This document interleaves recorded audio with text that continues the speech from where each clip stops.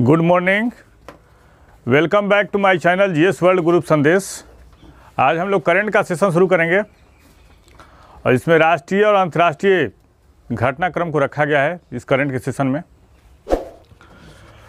किस देश ने रूस के साथ जारी नॉर्ड स्ट्रीम 2 गैस परियोजना को निलंबित कर दिया है? तो जर्मनी ने। किस देश ने निलंबित किया है? जर्मनी। 40% ऊर्जा जरूरतों की पूरी करता है रूस। पहले तो ये समझें कि आखिर क्यों निलंबित कर दिया। उसके साथ तो गैस परियोजना की अनुमति भी दी गई थी। तो रूस के राष्ट्रपति व्लादिमीर पुतिन ने यूक्रेन के 2 क्षेत्रों डोनेत्स्क और लुहांस्क 2 क्षेत्रों को स्वतंत्र राष्ट्र घोषित किया, जिसके कारण से सारे यूरोपीय देशों ने रूस पर प्रतिबंध आरोपित किया है, जिसमें जर्मनी ने नॉर्ड स्ट्रीम 2 पाइपलाइन परियोजना को निलंबित कर दिया और ब्रिटेन ने रूस के 5 बैंकों पर प्रतिबंध लगा दिया है और ऑस्ट्रेलिया ने रूस के 8 मंत्रियों और ड्यूमा के जो सदस्य है रूस के संसद, जिसको ड्यूमा कहा जाता है, उसके सदस्यों पर भी प्रतिबंध लगा दिया है। तो पहले समझेंगे नॉर्ड स्ट्रीम 2 पाइपलाइन है क्या, इसके बारे में हम लोग समझेंगे। तो 40% ऊर्जा जरूरतों की पूरी करता है रूस। यूरोपीय देशों का 40% ऊर्जा की जरूरतों को पूरी कौन करता है? रसिया करता है। और 1200 किलोमीटर लंबी है नॉर्ड स्ट्रीम 2 पाइपलाइन, जो रूस से जर्मनी तक जाती है और 83,000 करोड़ की लागत आई है इस परियोजना पर। और रूस के लिए बेहद अहम है नॉर्ड स्ट्रीम 2। रूस के इस परियोजना के जरिए जर्मनी को अपनी तेल गैस की सप्लाई दोगुनी करने वाला था। इससे रूसी राष्ट्रपति पुतिन सरकार की आर्थिक स्थिति बेहतर होती।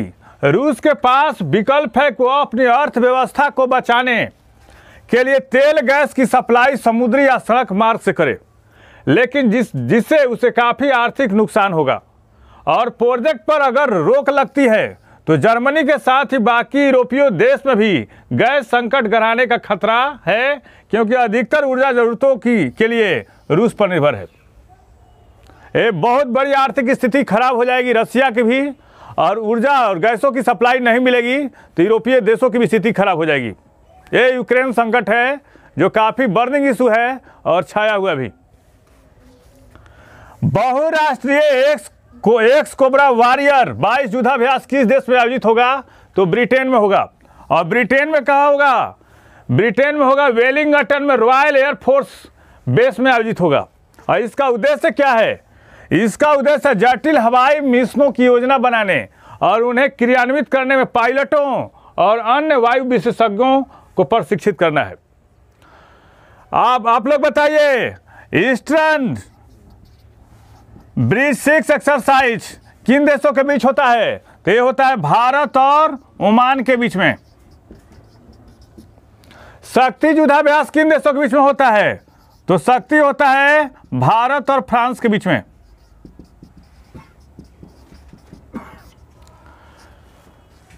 युद्धाभ्यास मिलिट्री एक्सरसाइज किन देशों के बीच में होता है? युद्धाभ्यास होता है भारत और अमेरिका के बीच में। नसीम अल बहर एक्सरसाइज किन देशों के बीच में होता है? नसीम अल बहर एक्सरसाइज होता है भारत और ओमान के बीच में। सूर्य किरण युद्धाभ्यास किन देशों के बीच में होता है?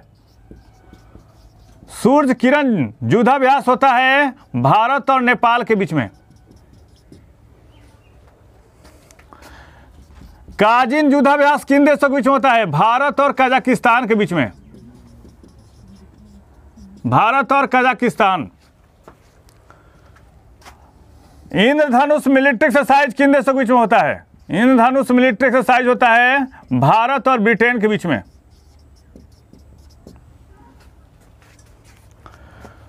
धर्म गार्जियन युद्धाभ्यास किन देशों के बीच में होता है?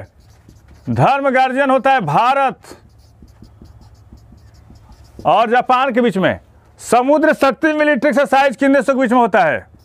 समुद्र शक्ति ये होता है भारत और इंडोनेशिया के बीच में। कॉर्पेट युद्धाभ्यास किन देशों के बीच में होता है? कॉर्पेट ये होता है भारत और थाईलैंड के बीच में। सिन्यू मैत्री युद्धाभ्यास किन देशों के बीच में होता है? सिन्यू मैत्री युद्धाभ्यास होता है भारत और जापान के बीच में होता है। भारत के लिए सबसे तेज और शतक बनाने वाली महिला खिलाड़ी कौन बनी है? तो ऋचा घोष, और इन्होंने 26 गेंद पर 50 रन पूरे किए हैं। और ये कौन है? विकेट कीपर बल्लेबाज हैं। और किसका रिकॉर्ड तोड़ा इन्होंने? रुमेलीधर का 2008 में बनाया रिकॉर्ड तोड़ा है। केंद्रीय शिक्षा मंत्रालय ने राष्ट्रीय साधन सहयोगिता छात्रवृत्ति योजना को किस अवधि तक जारी रखने का फैसला किया है? तो 2025-26 तक।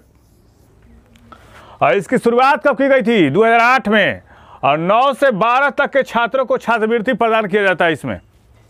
और 2021-22 के सेशन में 22.06 लाख छात्रवृत्तियां स्वीकृत की गई है इस योजना के तहत, जिससे चर्चा में है। हाल ही में the founders the story of PayPal and the entrepreneur who shaped silicon valley पुस्तक किसने लिखा है? तो जिमी सोनी ने। और हाल ही में कौन कौन सी नवीनतम पुस्तकें आई हैं? तो history of Sriniketan, Rabindranath Tagore, pioneering work in a rural construction पुस्तक के लेखक कौन है? Uma Das Gupta. Dignity in a digital age making a tech work for all of us इस पुस्तक के लेखक कौन है? रोक खन्ना है। Humane how the United States abandon peace reinvented पुस्तक के लेखक कौन है? Samuel Moyn. और चेंजिंग होराइजन्स इस पुस्तक के लेखक कौन है? राजीव कुमार भाटिया। बेटी बचाओ बेटी पढ़ाओ का नया ब्रांड एम्बेसडर किसको बनाया गया है? तो तनिष कोटिया और रिदिका कोटिया, ये दोनों शतरंज की खिलाड़ी हैं। ये दोनों किसी खिलाड़ी हैं? शतरंज की। और बिहार खादी के जो नवीनतम ब्रांड एम्बेसडर बने हैं उसके बारे में जानकारी लेते हैं हम लोग। तो बिहार खादी के ब्रांड एम्बेसडर कौन बने हैं? मनोज तिवारी। और कृषि नेटवर्क के नए ब्रांड एम्बेसडर कौन बने हैं? पंकज त्रिपाठी। और गेम्स 24x7 का ब्रांड एम्बेसडर कौन बने हैं? ऋतिक रोशन। और उत्तराखंड के ब्रांड एम्बेसडर कौन बने हैं? अक्षय कुमार। और रियलमी के ब्रांड एम्बेसडर कौन बने हैं? केएल राहुल। वेदांता समूह की firm Cairn oil and gas, इसकी स्थापना कब की गई थी? 2006 में। ने राजस्थान में तेल भंडार की खोज की है। कहां पे? किस जिले में? तो बाड़मेर जिले में। कहां पे? बाड़मेर में खोज की है। उसका नाम क्या रखा गया है? दुर्गा रखा गया है। और वेदांता समूह की स्थापना कब की गई थी? 1976 में। और वेदांता समूह है क्या? दुनिया की अग्रणी तेल और गैस कंपनी है। यह बॉम्बे स्टॉक एक्सचेंज और नेशनल स्टॉक एक्सचेंज में सूचीबद्ध है। अंतर्राष्ट्रीय ओलंपिक समिति की एथलीट आयोग की नई अध्यक्ष कौन बनी है? एम्मा टोरेहो। और किस देश की रहने वाली है? फिनलैंड की। और उपाध्यक्ष कौन बनी है? तो सियुंग किन्यू। आप लोग बताइए अंतर्राष्ट्रीय ओलंपिक समिति के अध्यक्ष कौन है? अभी आईओसी के अध्यक्ष हैं थॉमस बाक। अध्यक्ष कौन है? थॉमस बाक हैं। और इसका मुख्यालय कहाँ है? अंतर्राष्ट्रीय ओलंपिक समिति की स्थापना कब हुई थी? 1894 में। और इसका मुख्यालय कहाँ है? स्विट्जरलैंड के लोसाने में है। स्विट्जरलैंड के लोसाने में है। कहाँ है? स्विट्जरलैंड के लोसाने में। हाल ही में कौन सी भारतीय telecom company semi V6 consortium में शामिल हुई है? तो भारती एयरटेल। इसकी लंबाई कितनी है? जो केबल बिछाया जाएगा 19,200 किलोमीटर। और सीमी V6 सिंगापुर को फ्रांस से जोड़ेगा। यह वैश्विक स्तर पर सबसे बड़े अंडर सी केबल सिस्टम में से एक होगा। इसमें भारतीय एयरटेल के अलावा अन्य देशों के टेलीकॉम कंपनियां हैं।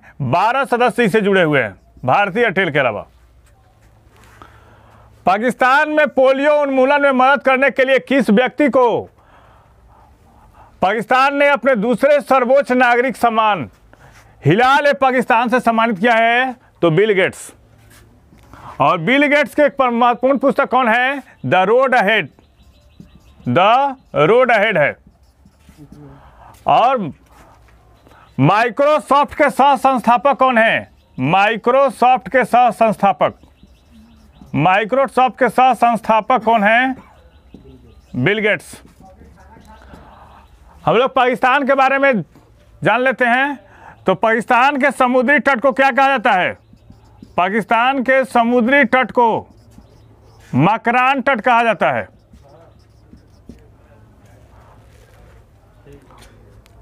पाकिस्तान के प्रधानमंत्री कौन है अभी? इमरान खान। पाकिस्तान के प्रधानमंत्री कौन है? इमरान खान है। इमरान खान।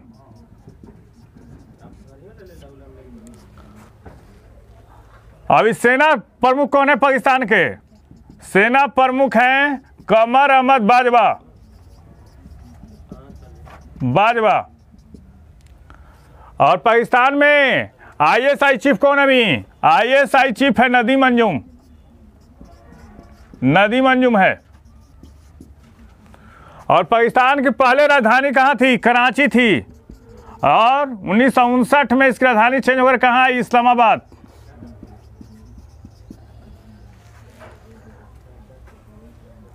और पाकिस्तान की सबसे बड़ी नदी कौन है?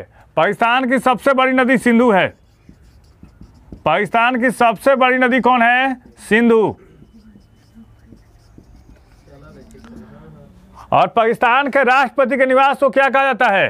पाकिस्तान के राष्ट्रपति के निवास को कहा जाता है ऐवान सदर। पाकिस्तान के राष्ट्रपति के निवास को क्या कहा जाता है? ऐवान सदर कहा जाता है। ऐवान सदर। विश्व चिंतन दिवस 22 फरवरी को मनाया जाता है। इस वर्ष इसकी थीम क्या है? Our world our equal future. इस महीने में कौन कौन से डे मनाए गए? तो 4 फरवरी को कौन सा डे मनाया गया? विश्व कैंसर दिवस।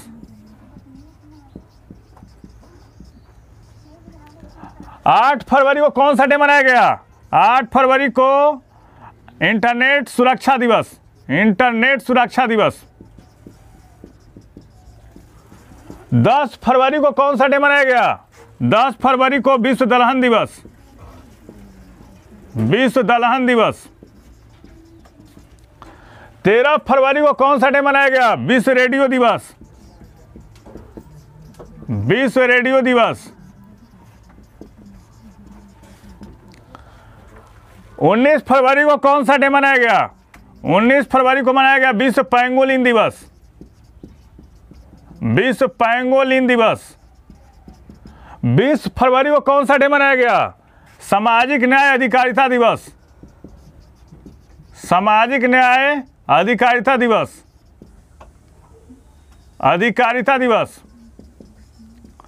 और 20 फरवरी को मिजोरम और अरुणाचल प्रदेश का स्थापना दिवस भी मनाया गया।